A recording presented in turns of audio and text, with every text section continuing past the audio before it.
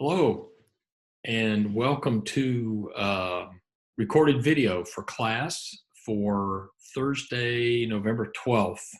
This is a November 12th class video, and I wanted to get it posted up before class so that you would have more time, I hope, to see this and find it useful for the submission of your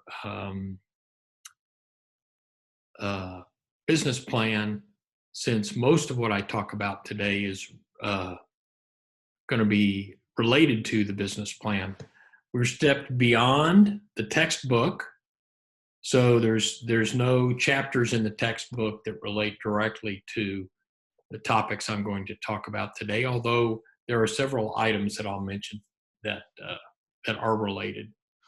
I'll also post these slides in the files for the date that would indicate that this is happening on the 12th, even though it's actually happening on the 10th as I record this. I think that's all. Let me get started. We're going to talk about two general areas. One is strategic plans related to your business plan and marketing plans, which we will breeze through reasonably quickly. There's some things, I'll spend more times on certain slides in there than I'll spend on other slides, as you will see, and some of them will be reasonably quick. The other thing is economic indicators. That's what we start with, is economic indicators. And these will be helpful, I hope, not only for the business plan, but in general. So let me begin by just sharing the screen. Let me make sure I don't have any other announcements here of import as that share is coming up. Let me look. I think that's it. I don't find anything else in my notes right now. Okay, construction economic indicators. Now, we know that there are, if you pay attention to the news at all, there are indicators of our economic well-being, things like the consumer price index, for example, which was 1.8 something percent last I checked. That's an indicator of inflation related to consumers. There's things called the producer price index, which may be a little more related to businesses. We have the GNP, the gross national product, the GDP, the gross domestic product. The distinction between those two, national will be our nation actually measuring worldwide activity. Gross domestic product measuring more close at home. You may have heard the GDP went up a huge amount in the last reporting quarter. So those numbers are announced every quarter. We have unemployment rates. We have participation rates in employment. All of these things are economic indicators. And we'll look at some of these. We'll divide them into three different categories of economic indicators. And these are things that you would use in your business plan to indicate that your business would be moving into an area where there's going to be projected to be a lot of growth, you would hope, or perhaps otherwise, and you have a magic bullet that will make you successful. Whatever that may be, these are economic indicators. So this will indicate the GNP, GDP, all those things. How's the economy doing? And there may be some indicators specifically focused on how's the construction industry doing. And not only the construction industry, but different segments of that construction industry. So we know that the economy goes through these cycles regardless of how the government might want to step in. And back in 1913, I think, you may have to check me on that, December 23rd, I know that, 1913, the Federal Reserve was established. And one of the things that the Federal Reserve, kind of like a national bank, but it's not, but it kind of is, independent allegedly from the government, but it's really not, but it kind of is, but it's not. The Federal Reserve was established, so that's 107 years ago, and one of its tasks is to flatten out these economic cycles so that we don't go through these horrible periods of recession. And well, this stuff happens anyway. This is going to happen, and so you get the economy doing this over and over and over again. There's a recession, and you reach the bottom, and then you recover, and you get to the peak, and then you have another recession at some point, and then you recover, and so the growth trend is up, but the economy cycles. It's just the way the general economy works. Indicators are either leading, coincident, or lagging indicators of economic activity. So leading indicators, example here might be the consumer price index. Leading indicators are things that you look at as kind of like, not really predictors, but as the CPI goes up, and it could be that it goes up, but that leads to another measure going down, the economy going down. So the CPI, Consumer Price Index, is a leading indicator for the state of the economy. And if the state of the economy is not good if the CPI goes up, and vice versa. So it's contraindication there. Coincident indicators are things that when changes happen reasonably simultaneously. So GDP is one, the gross domestic product, and this is an indicator of how the economy is working today. It's coincident with economic activities. And lagging indicators are those things that come after.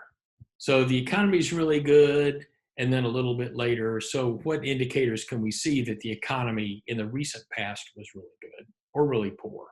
And the example here is Human Development Index. Now yes, that's a lagging indicator, known to be one. I'm kind of poo-poo this indicator, but that's it's an indicator, and it's a measure, however taken, of that represents, in this particular case, a lagging indicator. Now you may want to know, well, why do we need lagging indicators? It's already happened, so we really don't need these. Well, they are certainly less important in looking. Researchers like them because they like to look back. For you and your business plan, although certainly history is something you need to take very seriously, you want to look at those indicators that are predicting where your company is going to be going.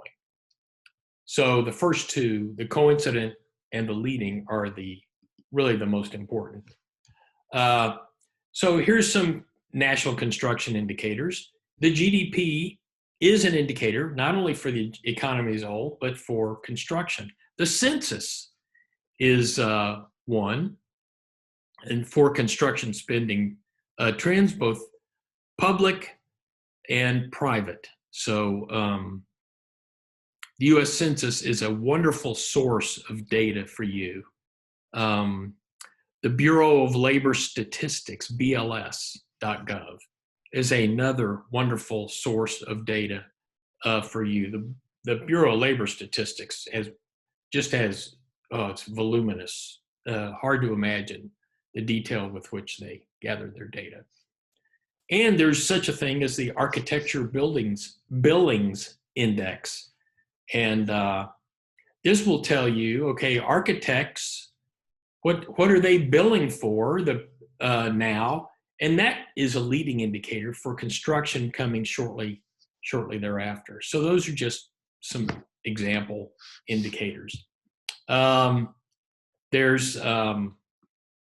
GDP. Notice that this GDP here, every year it's going up. It's just that the growth, the rate at which it goes up, may be less than in a previous quarter. So the dip here in 2015 from Q2 to Q3 doesn't mean that things went down, the gross domestic product went down, it just means that it grew at a slower pace than it did in quarter two. And so you can see how that's been going on, growing pretty steadily since 2016. And it, COVID hit, and 2019 continued same pattern.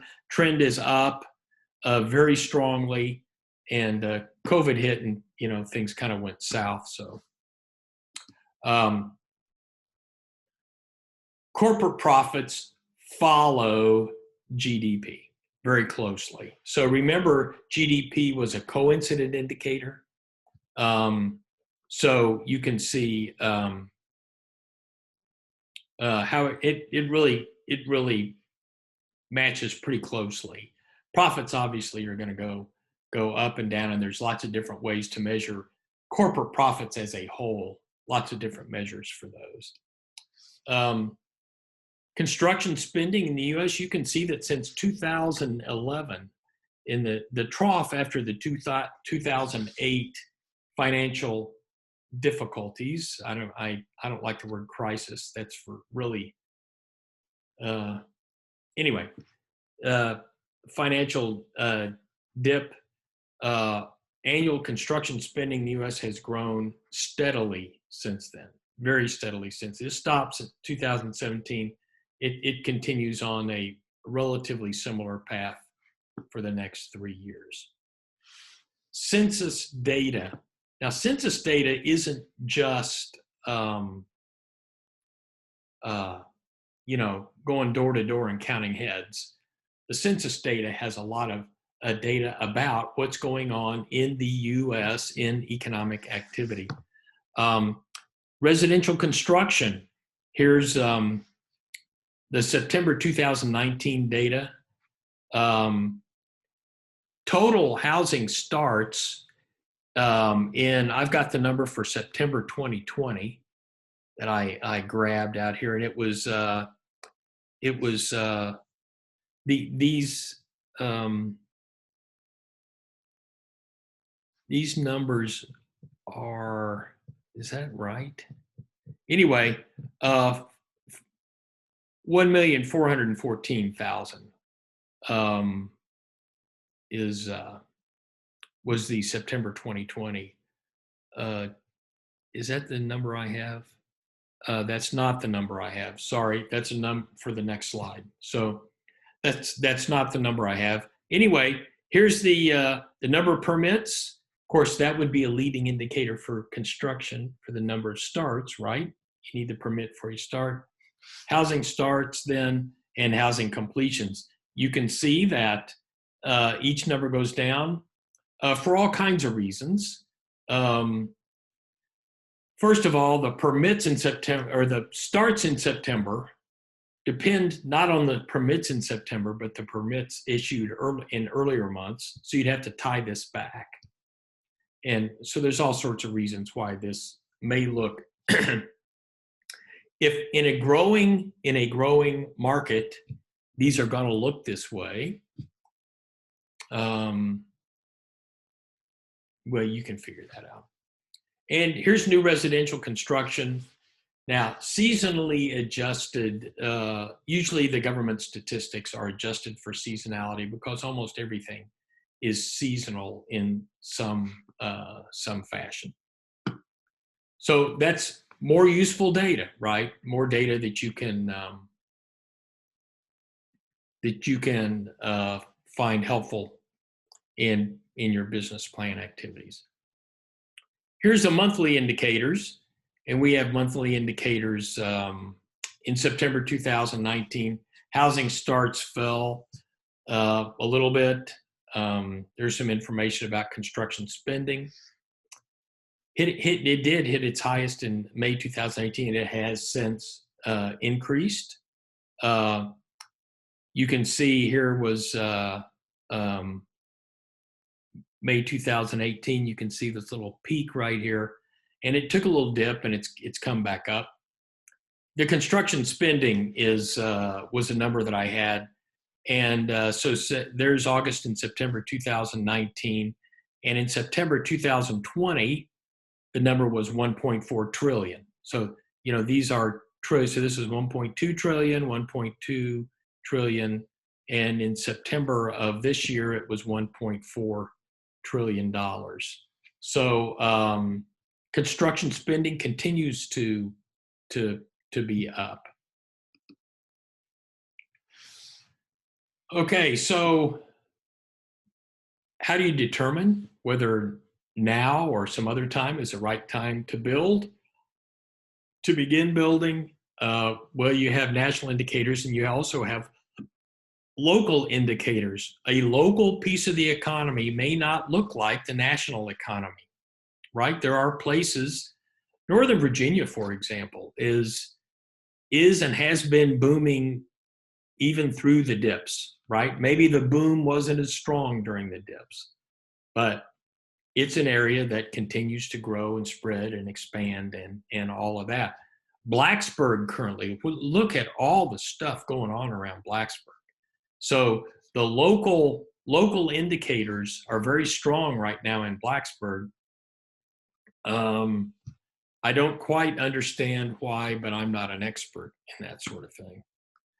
And this speaks to the fact that, just like, when you buy a house, they say, what's the most important factors? Location, location, location. Well, same is true with your business. Location of your business can make all the difference in the world. And when we talk about marketing analysis just a little bit later in this video, we'll talk about the fact that that location is will drive a lot of the marketing that and market positioning that you have to take in your business. Okay, you need to know there needs to be a need. There must be a need for your business in order to be successful. And location is one. Demographics to match your business plan and the competition that's there. And what is the business plan, the business model of your competitors? Are they, residential construction? Are they building small, inexpensive homes and working on volume? Are they building large, high quality, designer type homes that very few will be built, but the margin's quite high on each? What's the difference there, and how are you differentiating yourself with your competitors? Here's some of the things that you'd consider in location. Depending on what you're building, if you're building commercial, you might look at vacancy rates, look at local business statistics, land values, trends. You need to get data from, it's a little historical data to match with what today looks like, so you can detect trends that will assist you in positioning in the market. And are there any tax incentives? Now, tax incentives, they get popular, then they get unpopular. But even despite incentives, you need to look at taxes in general. And what is the tax load going to be on you? If you're a small margin business, high taxes can chew that up and you have a no margin business. So you need to investigate all of those types of things. Demographics is certainly important. If you're going to build very few high quality, expensive homes with high margins, you better have people who can buy that sort of home, right? So get data on the demographics. Here's some national stuff, right? What about very local? If we were to drill down into, let's say, the Tidewater area, it wouldn't all be the same color, if you will, on this map. It would be, you would find places even within the Tidewater region where there's going to be growth opportunities in one spot and not the same opportunities in another spot. What about the unemployment rate? That's going to affect that's going to affect you in terms of drawing and retaining employees or labor. Are all these factors. I'll let you think about other things as well. Okay, so we've got competitors. How are you going to get the customers? If one could argue that there's a fixed customer base, and when you come in, you're going to need to get them from your competitors. They would go to your competitor if you weren't there. So how are you going to do that? How many competitors do you see in your area? And I mean direct competitors for the same customers. And how are you going to differentiate yourself from them?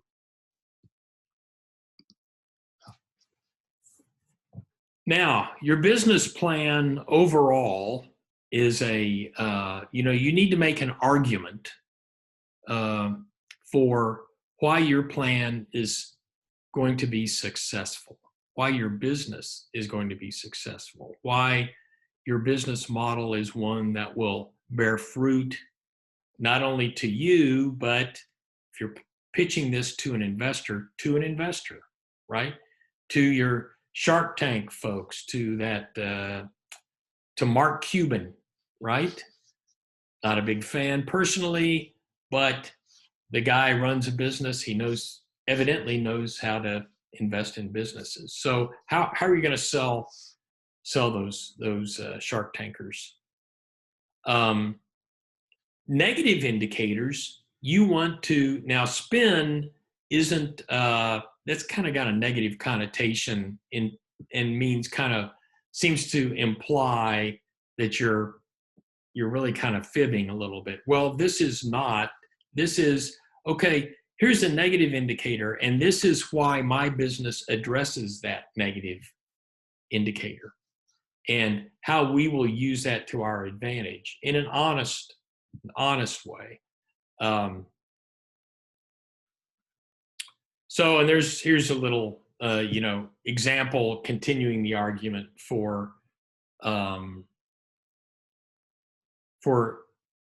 renovation of historical commercial buildings. So in Washington, D.C., if there's a high vacancy and there's a need or desire for new centrally located modern offices, the way that you would do that is renovate, renewal of old buildings. So just an example. You need to be thinking about these sorts of arguments in your business plan. And finally, for your business, what you should do in looking at these indicators is maybe get a few, 3, doesn't have to be 3, but sufficient national indicators and local indicators and in other evidence to support the type of business that you plan to start. And that's where you take that indicator and you use that to indicate, since that's what it is, how your business would benefit from the trends that you might detect in that indicator. And there's where you might start for those indicators. Whirlwind economic indicator. You can take classes in economy from the economy department, and you'll get an entire class on economic indicators. So that's your class on those. We'll switch gears now, and not really. We're still on the same track, but we're going to talk now about planning, strategic and marketing planning as it relates to the business plan. So so I call this Business Plan Plus, and there's a lot more in here than you can possibly include. And the reason I'm putting all of this in here is so that some of you will notice some things that are helpful, and others will notice other things that are helpful to you. So I'm throwing you the, I guess this would be the cornucopia of information about strategic planning and marketing. Strategic planning is something I know a bit about. I used to do a reasonable amount of consulting in the strategic planning area for businesses. I never did do strategic planning consulting for a construction firm. So full disclosure there, I did quite a bit with utilities, as it turns out. But a lot of these things, I'll kind of throw in some additions to the slides as we move along. Also, you'll notice that some of these slides I'm barely going to talk about. And that's not because they're not ultimately important, but it's that I think they're self-explanatory or expand on something that doesn't need additional expansion. But again, the reason that they're there is not just because I wanted filler. It's because there may be something on that slide when you look at it later that's useful to you. So I need to go back and get to that slide set. Sorry. And now I'm ready.